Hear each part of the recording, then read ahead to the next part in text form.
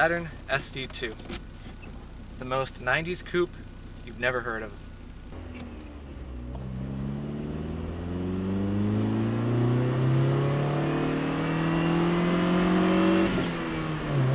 Neck breaker. When you ask someone about Saturn, they think either one of two things. They think about the planet, obviously, or they think about a stale, uninspired Tupperware box from the 2000s that, like your step-aunt, smokes like a chimney, and her car likewise. But, much like your step-aunt, there was a time when she was cool and adventurous. Now, we can't talk about Saturn without talking about some of its history. Saturn had humble beginnings.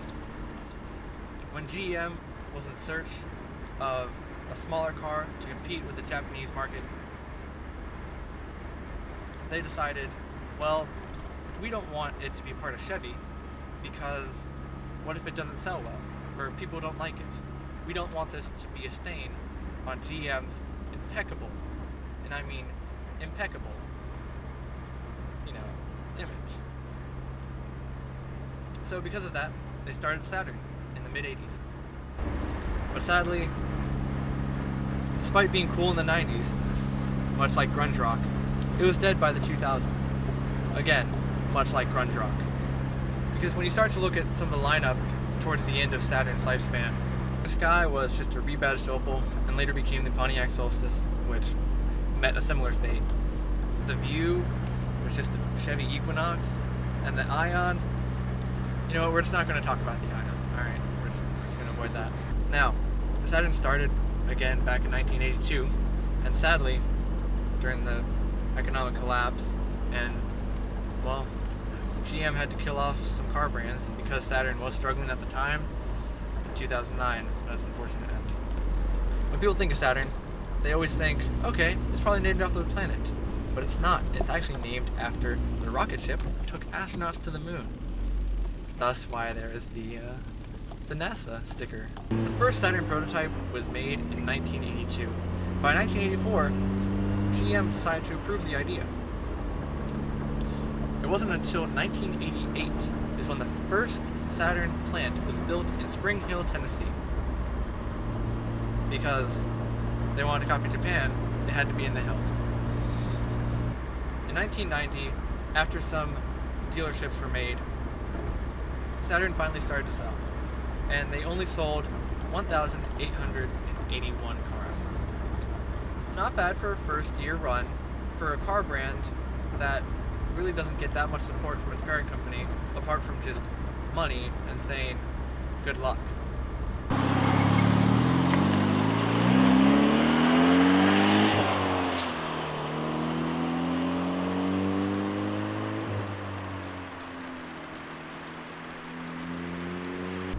4 years later, Saturn had its first profitable years, and sales peaked at 286,003.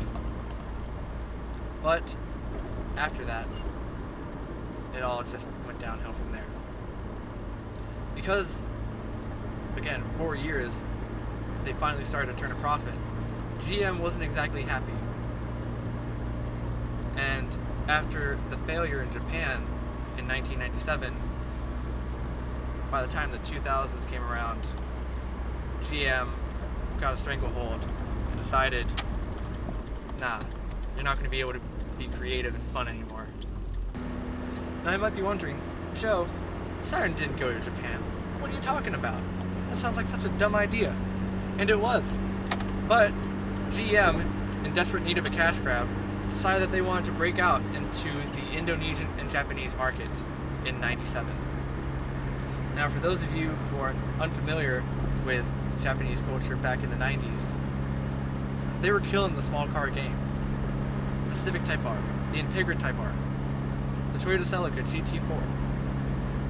All amazing and somewhat cheap little compact sports cars. So by the time Saturn came around, no one really wanted weird, quirky, American-made coupe when they already had so many great options available. It's like going to a Golden Corral and saying, I want a vegan option. No one does that. There's so many, I'm not going to say good, but there's so many different options for meat. Why would you even bother? So in 1997, Japan was going through a recession after the whole 80s bubble finally burst. So because of that, people were less likely to spend money on luxury items or newer cars. And again, the Japanese market was already dominant during that time. So because of that, they only sold 602. That's really not a good run in any sense, even if it is in another market. When you're trying to sell an imitator when the authentic real one is there already, I mean, what else can you expect? Sadly, by the 2000s, Saturn just became a rebadged GM product. They didn't make any original cars after that. They just were rebadged Opals and other GM cars that didn't even sell well in their home country. GM decided, let's try and sell it in America, see if it sticks, and put it under the Saturn name because for them they thought it was expendable. It was really a detriment to what Saturn stood for. Because with Saturn, they're kind of weird, they're kind of quirky, but they were loved by their owners because of how fun and reliable they were. They were going to break any land speed record, but they were going to get you from A to B, and it had the styling that made people have a second glance instead of just walking right past.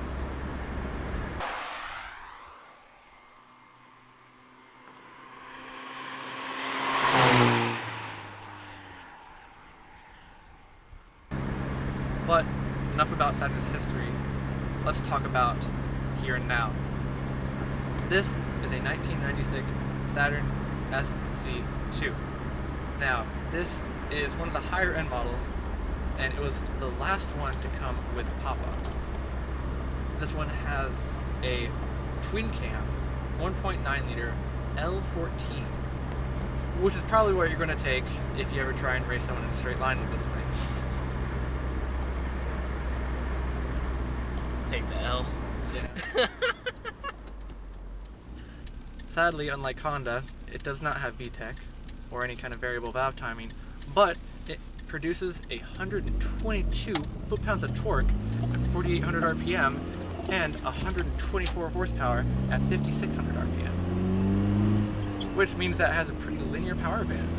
And besides, with a small Japanese coupe, or something that's supposed to be a small Japanese coupe, the straight line is not where it excels. The corners, that's where it's at home.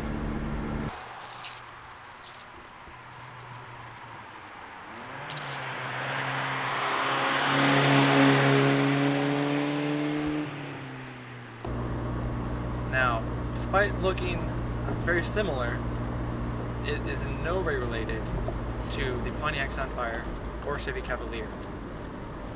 Yes, I know, they do look very similar, and in terms of performance they are probably similar, but when it comes down to chassis code and everything, Saturn is its own chassis. It's its own man.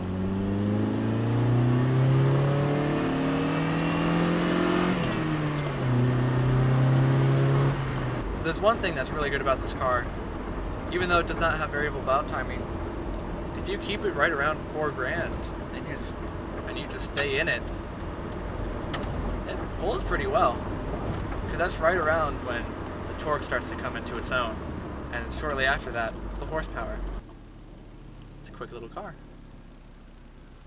and with it only weighing 2,300 pounds, you can see why.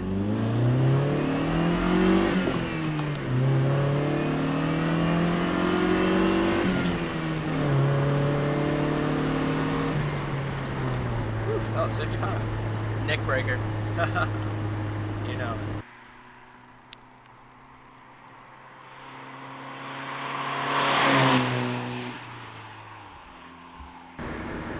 Saturn, I feel, doesn't give enough credit for being as revolutionary as it is. This was the first time that an American compact car sold well. I mean, yeah, there was like the Chevy Vega and the Chevette, but they were all just uninspired. Something that your grandfather would drive. Not really something for the hip new age of the 90s, in which everything had to be digital, so many buttons, and everything had to be futuristic. Yes, it did take some styling cues from the Toyota Celica and other Japanese coupes from around that time. RX-7s. What? The FC RX-7, I see a lot of it with the front end. That's why I think a lot of people fell in love with the styling. Much like Army Green, Saturn is a love it or hate it. It's either you love it and you like wearing that on almost every article of clothing you have, or you just absolutely can't stand it and you want to distance yourself from it as much as you can. Now, one cannot simply talk about Saturn without talking about Scion and the resemblance between the two. Scion, much like Saturn, was an off-brand of a bigger company, Toyota.